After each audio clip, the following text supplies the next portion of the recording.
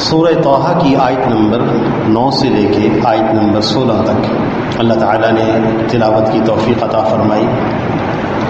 پچھلی آیات میں اللہ کی عظمت اور قرآن کی عظمت کا بیان تھا۔ ان آیات کے اندر آپ صلی اللہ علیہ وسلم کو تسلی دی گئی ہے کہ دعوت اور تبلیغ میں مشقتیں اور تکلیفیں آتی ہیں، جیسا کہ گزشتہ انبیاء علیہ السلام پر آئی تھیں۔ ان کے واقعات سنا کر آپ صلی اللہ علیہ وسلم کو تسلی دی گئی ہے۔ حضرت موسیٰ علیہ السلام کا قصہ شروع ہو رہا ہے، اور انبیاء علیہ السلام کے جو قصص ہیں، جب ہم ان کی سماعت کرتے ہیں ان کے اثرات ہماری زندگیوں پر کیا ہوتے ہیں۔ قرآن پاک میں ہے وَكُلًّا نَقُصُّ عَلَيْكَ مِنْ أَنْبَاءِ الرُّسُلِ مَا نُثَبِّتُ بِهِ فُؤَادَكَ۔ اے نبی صلی اللہ علیہ وسلم، جو قصے ہم آپ کو سابقہ انبیاء علیہ السلام کے سناتے ہیں، اس کے ذریعے سے ہم آپ کے دلوں کو مضبوط کر دیتے ہیں۔ انبیاء علیہ السلام کے قصص دلوں کے اطمینان کا ذریعہ ہے، ایمان کے بڑھنے کا ذریعہ ہے۔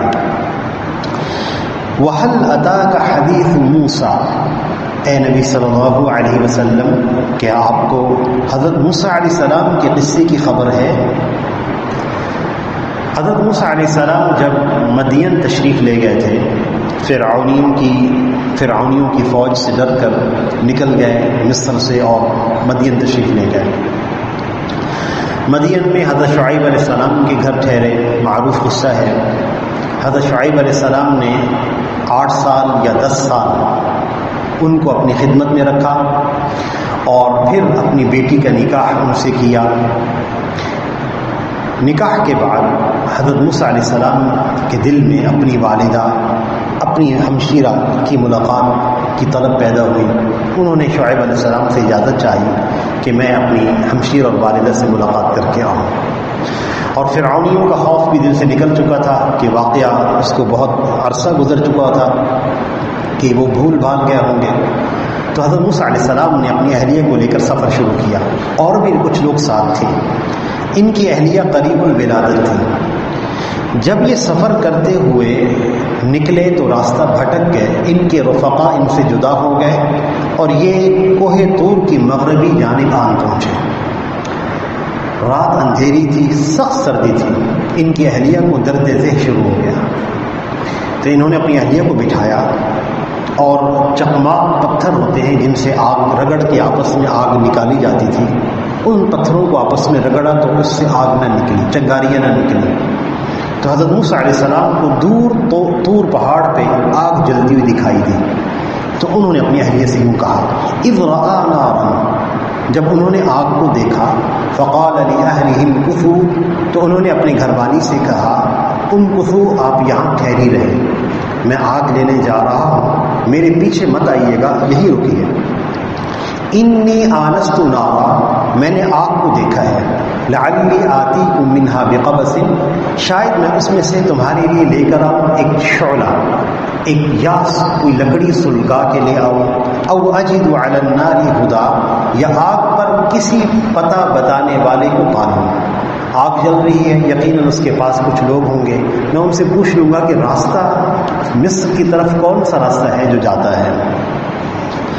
فلما اتاها، جب موسیٰ علیہ السلام اس آگ کی پر پہنچے، تو روایات میں ہے کہ موسیٰ علیہ السلام جب وہاں پہنچے تو ایک عجیب منظر دیکھا۔ درخت ہے، اس میں آگ لگی ہوئی ہے، جتنی آگ بھڑکتی ہے اتنی اس کی سرسبزی اور شادابی میں اضافہ ہو جاتا ہے۔ موسیٰ علیہ السلام تعجب سے دیکھ رہے تھے کہ یہ کیسی آگ ہے۔ پھر درخت کے قریب ہو گئے کہ شاید کوئی شاخ جلتی ہوئی نیچے گرے، میں اٹھا کے لے جاؤں۔ جیسے اس کے قریب ہوئے، آگ تھوڑی سی دور ہو گئی۔ جب پیچھے ہٹے تو آگ ان کے قریب آئی، یہ گھبرائے۔ تو وہاں اللہ تعالیٰ نے ان کو پکارا، نودیا، موسیٰ علیہ السلام کو ندا دی گئی، یا موسیٰ، اے موسیٰ۔ اللہ اکبر، یہ جو آواز آئی تھی موسیٰ علیہ السلام کی طرف، یہ اللہ تعالیٰ کی بلا واسطہ آواز تھی، درمیان میں کسی فرشتے کا واسطہ نہیں تھا۔ اس لیے موسیٰ علیہ السلام کو یہ آواز ہر جہت سے آتی ہوئی دکھائی دے، چونکہ اللہ ہر جہت سے پاک ہے، نیچے ہونے سے پاک، دائیں ہونے سے پاک، بائیں ہونے سے پاک، اوپر ہونے سے پاک، اللہ تمام جہات سے پاک ہے۔ اس لیے موسیٰ علیہ السلام کو آواز ہر جانب سے آواز آتی دکھائی دی۔ اور دوسری بات، موسیٰ علیہ السلام کے صرف کان اس آواز کو نہیں سن رہے تھے، سر کے بال سے لے کر پاؤں تک سارا جسم کان بنا ہوا تھا جو سماعت کر رہا تھا۔ یہ عجیب شان تھی سماعت کی۔ اللہ جل شانہ قادر ہے سارے جسم کو کان بنا دے، جیسے اللہ قادر ہے کہ ہمارے جسم کے مختلف اعضاء کو قوت گویائی، بولنے کی طاقت دے دے۔ یوم تشہد علیہم السنتہم وایدیہم وارجلہم بما کانوا یعملون، کل قیامت کے دن ان کے ہاتھ پاؤں گواہی دیں گے، بولیں گے۔ کسی نے اعتراض کیا کہ ان کو تو زبان لگی ہوئی نہیں، وہ کیسے بولیں گے؟ تو حضرت تھانوی رحمۃ اللہ علیہ نے بڑا خوبصورت جواب دیا، فرمایا کہ یہ بتاؤ زبان کو کون سی زبان لگی ہوئی ہے؟ یہ بھی تو اللہ کے حکم سے بولتی ہے۔ وہی اللہ سارے اعضائے جسم کو قوت گویائی عطا فرما دے، وہی اللہ سارے جسم کو کان بنا دے، پوری قدرت رکھتے ہیں۔ اللہ جل شانہ نے فرمایا یا موسیٰ، تو موسیٰ علیہ السلام نے بلا اختیار کئی دفعہ فرمایا لبیک لبیک لبیک لبیک۔ اللہ جل شانہ نے فرمایا انی انا ربک، میں تمہارا رب ہوں، فاخلع نعلیک، آپ اپنے جوتے اتار دیجیے۔ انک بالوادی المقدس طویٰ، بے شک آپ وادی مقدس یعنی طویٰ میں ہیں۔ مفسرین نے لکھا ہے کہ موسیٰ علیہ السلام کو جوتیاں اتارنے کا حکم اس لیے دیا کہ ان کے پاؤں اس مبارک زمین سے مس کر جائے، اس لیے فرمایا اپنے جوتے اتار دیجیے۔ وَأَنَا اخْتَرْتُكَ، میں نے آپ کو چنا ہے۔ یہاں رسالت عطا کی جا رہی ہے۔ یاد رکھیے گا انبیاء علیہ السلام کا جو منصب ہوتا ہے یہ کسبی نہیں ہوتا، وہبی ہوتا ہے، یعنی آدمی محنت کر کے اس منصب کو حاصل نہیں کر سکتا کہ آدمی نیک عملوں میں محنت کرے، درجات میں ترقی کرے، یہاں تک ایک درجے پر پہنچ جائے، نبوت مل جائے، نہیں جناب، کسب کر کے اس منصب کو حاصل نہیں کیا جاتا، یہ منصب وہبی ہوتا ہے، اللہ عطا فرماتے ہیں۔ وَأَنَا اخْتَرْتُكَ، میں نے آپ کو چن لیا ہے، فَاسْتَمِعْ، اب آپ سنیے۔ یہاں لفظ، یہاں صیغہ ہے استماع کا، خوب توجہ سے سنیے، لما یوحا، جو آپ کی طرف وحی کیا جائے۔ مفسرین نے یہاں قرآن کی تلاوت کے آداب یہی بیان فرمائے ہیں کہ جو شخص قرآن کی تلاوت کو اگر توجہ سے سماعت کرے، اللہ جل شانہ اس کے دل کے اندر خشیت، خشوع اور تدبر پیدا فرما دیتے ہیں، قرآن کا فہم عطا فرما دیتے ہیں جو توجہ سے سماعت کرے۔ اور آپ صلی اللہ علیہ وسلم کے ارشاد بھی ہے کہ قرآن پاک سنا جائے تو اس کے لیے چند نیکیاں لکھی جاتی ہیں، دگنی نیکی لکھی جاتی ہیں۔ آپ صلی اللہ علیہ وسلم پر قرآن پاک نازل ہوا تھا، اس کے باوجود آپ صلی اللہ علیہ وسلم کی خواہش رہتی تھی کہ میں قرآن کی تلاوت کسی سے سنوں۔ ایک دن عبداللہ بن مسعود سے فرمایا رضی اللہ عنہ کہ آپ قرآن پڑھیے، میں سننا چاہتا ہوں۔ انہوں نے عرض کیا یا رسول اللہ، قرآن آپ پہ نازل ہوا ہے، میں آپ کو سناؤں؟ آپ نے فرمایا ہاں میں سننا چاہتا ہوں۔ عبداللہ بن مسعود رضی اللہ تعالیٰ عنہ نے نگاہیں جھکا کر تلاوت شروع کر دی۔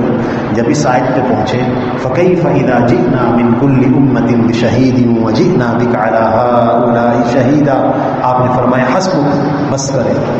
عبداللہ بن مسعود رضی اللہ تعالیٰ عنہ نے جب نگاہیں اٹھائی تو آپ صلی اللہ علیہ وسلم رو رہے تھے۔ سالم مولا حذیفہ کا قرآن سنا تو آپ نے تعریف فرمائی۔ ابو موسیٰ اشعری بہت خوبصورت قرآن پڑھتے تھے۔ ایک دن آپ صلی اللہ علیہ وسلم کا قرآن سننے لگے چھپ کر، اور بہت دیر تک سنتے رہے، اور صبح آپ نے فرمایا ابو موسیٰ اللہ نے آپ کو لحن داؤدی عطا فرمایا ہے۔ تو کہنے لگے یا رسول اللہ، اگر مجھے معلوم ہو جاتا کہ آپ سن رہے ہیں تو میں اور اچھا بنا کے آپ کو سناتا۔ اننی انا اللہ، اے موسیٰ میں ہی اللہ ہوں، لا الہ الا انا، میرے سوا کوئی معبود نہیں ہے، فاعبدنی، میری عبادت کیجیے۔ عبادت میں نماز بھی آ گئی تھی، لیکن نماز کو الگ بیان کیا ہے، وَأَقِمِ الصَّلَاةَ لِذِكْرِي، نماز کو میری یاد کے لیے قائم کیجیے۔ چند گزارشات نماز سے متعلق عرض کرنی ہے، اور یہ گزارشات میں حضرت شاہ ولی اللہ محدث دہلوی رحمۃ اللہ علیہ کے ارشادات کے موافق چند باتیں عرض کر رہی ہیں۔ نماز کے دنیا کے اندر ظاہری فائدے بھی ہیں، باطنی فائدے بھی ہیں، اور نماز پر آخرت میں جو ملنے والا ہے وہ ہم تصور نہیں کر سکتے کہ اللہ کیا دیں گے۔ نماز پر دنیا میں کیا ملتا ہے؟ دفع البلاء وظہور نعمت، اللہ مصیبتوں کو دور فرما دیتے ہیں اور نعمتیں عطا فرماتے ہیں۔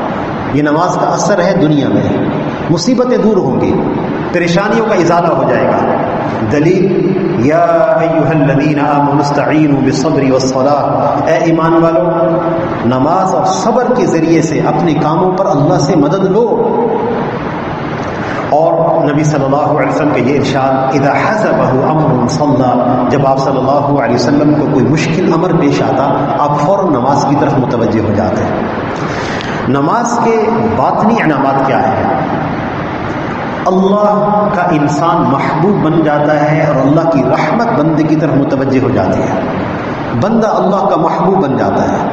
اور اس کی دلیل آپ صلی اللہ علیہ وسلم کے خادم تھے ربیع بن کعب، ایک دن آپ ان کی خدمت سے بڑے خوش ہوئے، آپ نے فرمایا ماں کیا مانگتے ہو؟ وہ کہنے لگے یا رسول اللہ، انہوں نے عجیب چیز مانگی، یا رسول اللہ جنت میں اپنی رفاقت عطا فرما دیں، سب سے اعلیٰ جنت رسول اللہ صلی اللہ علیہ وسلم کی ہے، مجھے اس کا قرب دے دیں، رفاقت دے دیں۔ آپ نے فرمایا کچھ اور مانگ لو، کہنے لگے نہیں یا رسول اللہ یہی مانگنا ہے۔ آپ نے فرمایا اچھا، پھر آپ نے ایک جملہ ارشاد فرمایا اعنی علی نفسک بکثرۃ السجود، دیکھو میں اللہ سے دعا مانگتا ہوں لیکن تم میری دعا کی مدد کرو اپنے نفس کے خلاف کثرت سے سجدے کر کے، نماز پڑھنے کا اہتمام کرو، اللہ تمہیں اپنا محبوب بنا لیں گے اور تمہیں جنت میں میرا رفیق بنا دیں گے۔ نماز پر آخرت میں کیا ملنا ہے؟ اللہ اکبر، نماز کا سب سے بڑا جو انعام ہے آخرت میں وہ اللہ کا دیدار نصیب ہونا ہے، یہ سب سے بڑی نعمت ہے۔ دلیل آپ صلی اللہ علیہ وسلم کے ارشاد انکم سترون ربکم، ان قریب تم اپنے رب کو دیکھو گے۔ صحابہ کرام نے عرض کیا یا رسول اللہ، حریص تھے نا، یا رسول اللہ مجمع بہت زیادہ ہوگا، ہم سب کیسے اللہ کی زیارت کریں گے؟ آپ نے فرمایا کہ جب 14ویں رات کا چاند طلوع ہو تو پہاڑوں والے اور زمین والے برابر دیکھتے ہیں، یا رسول اللہ سب برابر دیکھتے ہیں۔ آپ نے فرمایا اسی طرح تم اللہ کو برابر دیکھو گے، کوئی رکاوٹ نہیں ہوگی۔ انکم سترون ربکم، ان قریب تم اپنے رب کو دیکھو گے۔ ان استطعتم الا تغلبوا علی صلاۃ اللہ تغلبوا علی صلاۃ قبل طلوع الشمس وقبل غروبها فافعلوا، اگر ہو سکے سورج طلوع ہونے سے پہلی والی نماز فجر اور سورج غروب ہونے سے پہلی والی نماز عصر، اگر کوئی چیز غالب نہ ہو تم پر آئے تو تم ان نمازوں کا اہتمام کرنا، ان نمازوں کو پڑھتے رہنا، اللہ اس کی برکت سے تمہیں اپنا دیدار نصیب فرما دیں گے۔ اللہ اکبر، یہ سب سے بڑی نعمت ہے نماز کی۔ ان الساعۃ آتیہ، بے شک قیامت آنے والی ہے۔ موسیٰ علیہ السلام کو اللہ تعالیٰ سنا رہے ہیں، اور یہ چونکہ مکی صورتیں ہیں اس کے اندر ہم تذکرہ سنیں گے توحید کا، رسالت کا، آخرت کا۔ اکاد اخفیہا، میں چاہتا ہوں کہ میں اس قیامت کو چھپا کے رکھوں، یہ کب قائم ہوگی اس کی اطلاع کسی کو نہ ہو۔ لتجزا کل نفس بما تسعی، تاکہ ہر نفس کو بدلہ دیا جائے اس چیز کا جس کی اس نے کوشش کی ہے۔ قیامت کا وقوع یقینی ہے۔ میں نوجوانوں سے خاص طور پہ درخواست کروں گا کہ بسا اوقات سوشل میڈیا میں جب وہ استعمال کر رہے ہوتے ہیں، مختلف لوگوں سے بات چیت ہوتی ہے تو بہت سارا مجمع ایسا ہے جو قیامت کے وقوع اور وجود کا منکر ہے کہ یہ قیامت کب قائم ہوگی، کہاں قائم ہوگی۔ اس لیے کہ قیامت کے بارے میں علم وحی کے علاوہ اس کے پہچاننے کا کوئی ذریعہ نہیں ہے۔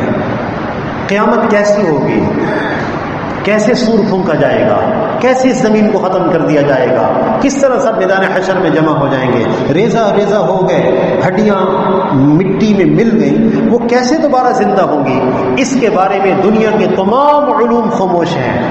اس لیے جس شخص کا رسالت پر ایمان نہیں ہے وہ قیامت کو نہیں مانتا۔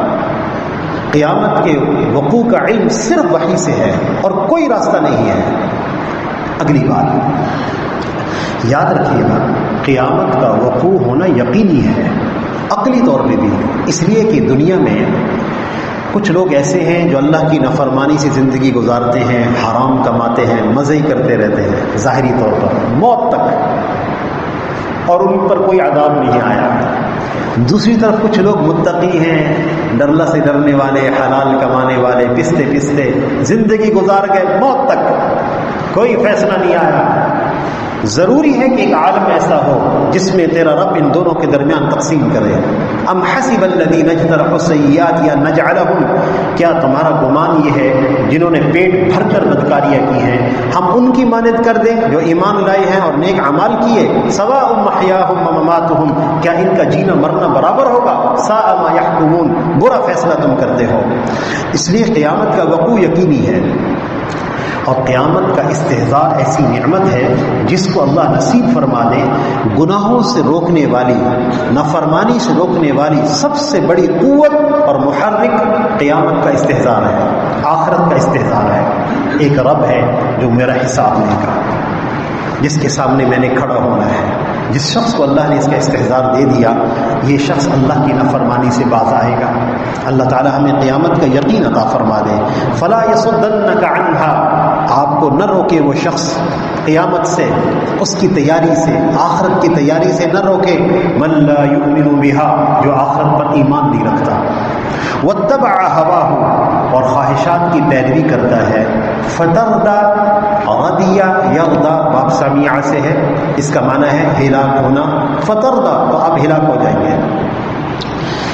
آخری بات یہی ہے کہ اپنی صحبت کو درست رکھنا ہے، خاص طور پہ نوجوانوں سے درخواست ہے، ایسے شخص کی صحبت سے اپنے آپ کو بچا کے رکھنا ہے جس کے قریب جائیں تو آخرت بھول جائے آدمی، اللہ کو بھول جائے۔ گھروں کے اندر اچھا ماحول، اچھی تربیت، بس یہ بچہ جب بری صحبت میں چلا گیا گھر کی ساری تربیت ضائع ہو گئی۔ اس لیے بچوں کے دوستوں پر بھی خوب نگاہ رکھنی ہے۔ رحیم یار خان جیل میں جانا ہوا تعلیم و تربیت کی غرض سے، کوٹ لکھپت جیل میں جانا ہوا، پشاور جیل میں جانا ہوا، امریکہ میں انڈیانا کے اندر ایک جیل میں جانا ہوا، تعلیم و تربیت کی غرض سے۔ نوجوانوں کا مجمع زیادہ ہے۔ جب ان نوجوانوں سے پوچھا جائے کہ بیٹا آپ یہاں پر کیسے آئے، تو لڑکے کہتے ہیں کہ گھر کا ماحول بڑا اچھا تھا، بس وہ دوست ایسے مل گئے جس سے سنیچنگ کی عادت پڑ گئی، ڈکیتی کی عادت پڑ گئی، اور پھر وہ بات بڑھتی بڑھتی قتل تک بھی جا پہنچی، بس وہ دوست ایسے مل گئے۔ اس لیے فلا یصدنک عنہا، یہ خطاب موسیٰ علیہ السلام کو ہے، لیکن ان کے ذریعے سے ساری امت کو ہے، ہم سب کو ہے۔ ایسے شخص کی صحبت اختیار نہیں کرنی جس کے قریب جانے سے انسان آخرت سے غافل ہو جائے۔ فتردى، تم ہلاک ہو جاؤ گے۔ اللہ تعالیٰ سے دعا ہے کہ اللہ ہم سب کو عمل کی توفیق عطا فرمائے۔ وآخر دعوانا ان الحمد للہ رب العالمین۔